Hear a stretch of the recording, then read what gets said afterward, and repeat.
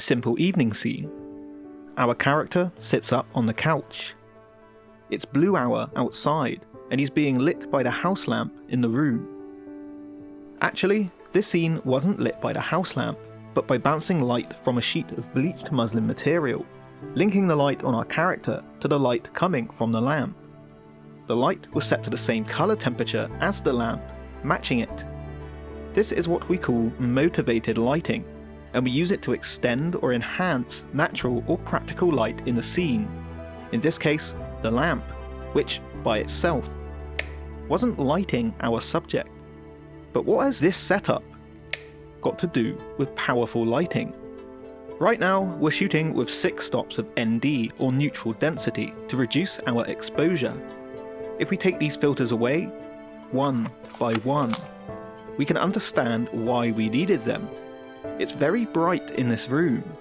This is partly because of the output of our light, the Nanlux Evoke 1200B, which is a high output lighting fixture with bi-colour functionality.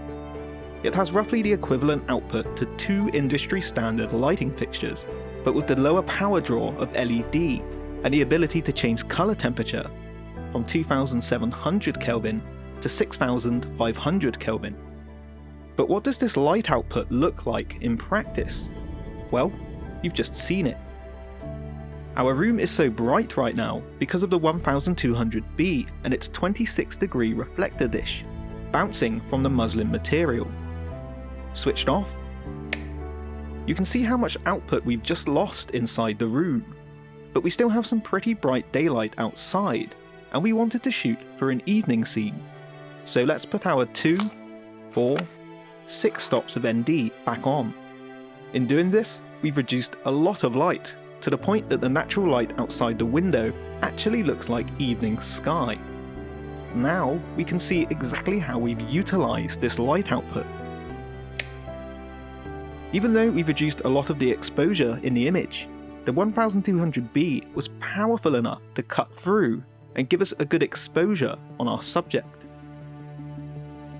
This is a good demonstration of the Evoke's output, but you may not be using it in close quarters like this when recording audio, since it needs to keep cool using its fan system. What you will find with a powerful bi-colour fixture like this is that it's a workhorse of a light. Its output and flexibility allowing you to light for a variety of situations and scenarios. Here we use the 1200B up high, 26-degree reflector attached, imitating the nearby streetlight, but directed into the position we wanted it at the power we needed it. In reality, it was actually a little earlier on in the day than implied in the scene, but like in our previous setup, we shot at full power and reduced our exposure overall, making it look more like late evening. And you might have noticed something else here. It's raining. Both the light fixture and power supply of the 1200B are IP54 rated, which means you're able to shoot in different weather conditions without damaging the light due to this water-resistant sealing. We allowed the bounce light from the grass below to fill in our character's face, making for a more realistic interpretation of the way our streetlight would be interacting with the environment in this situation.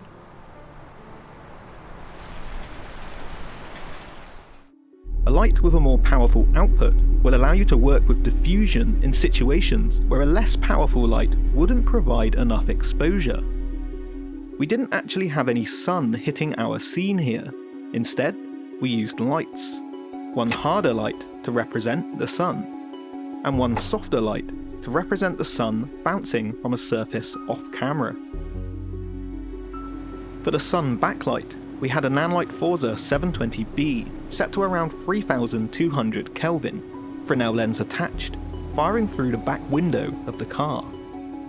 For the key light on our subject, we had our Nanlux Evoke 1200B set to around 3400 Kelvin with its 150cm octabox, firing in through the side windows of the car. When we diffuse light, either by shooting it through material or bouncing it, we lose some of its output or brightness. which is why it's important to have enough power to offset this loss of light, and still have enough flexibility to light our scene how we want it. You can see how we were once again able to balance our ambient levels lower with the power of our lights, creating the contrast ratios between light and dark that we wanted in the scene. And even with the 1200B shooting through diffusion, losing some of its output, this was easily achieved, as we had enough power to start with. Maintaining a consistency to your light levels when shooting against daylight is an important element in making your shots flow together and feel congruent. What could be passed off as simple natural light from the window was actually, once again, our own lighting.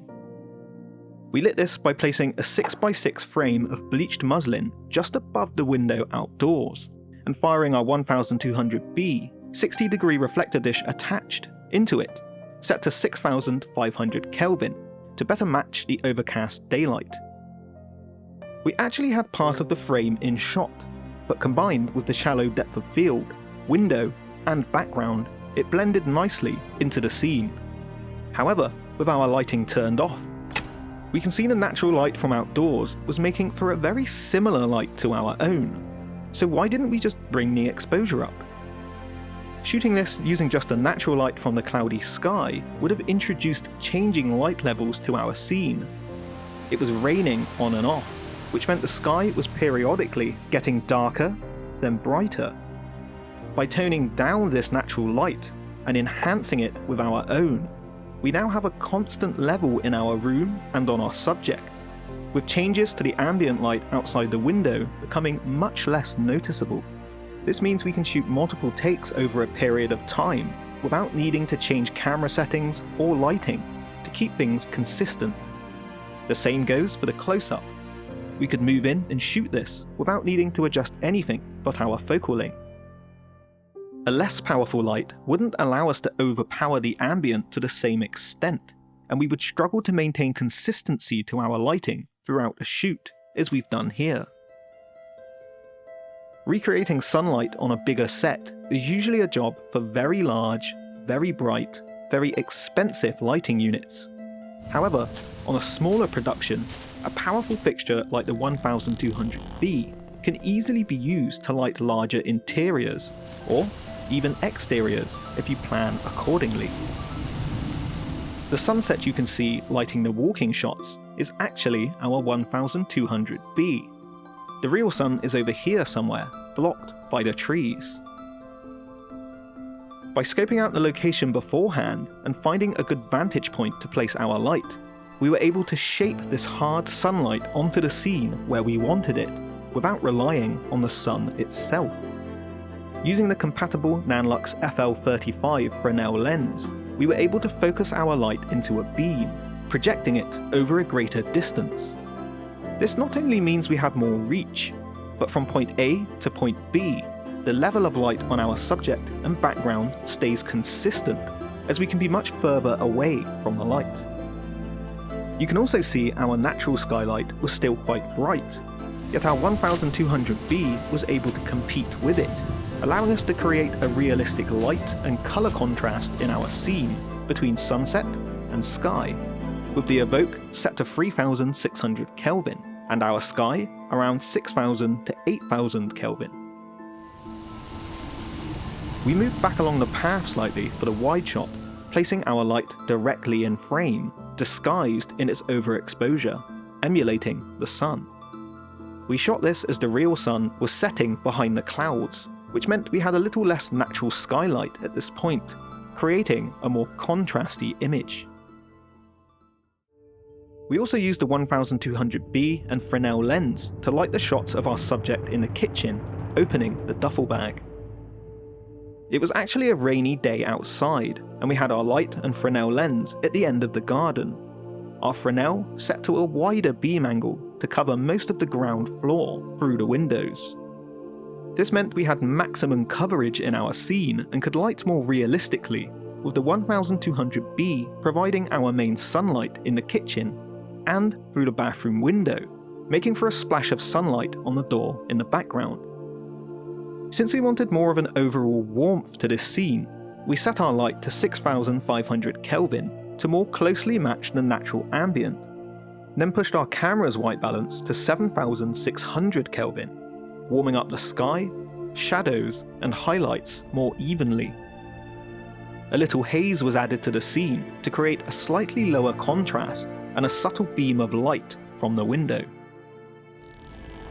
For the final close-up, we again shot directly into the light source, adding in a Nanlux 720B through diffusion just to sculpt the light on the face slightly, and a little negative fill to take down some of the bounce from the wall.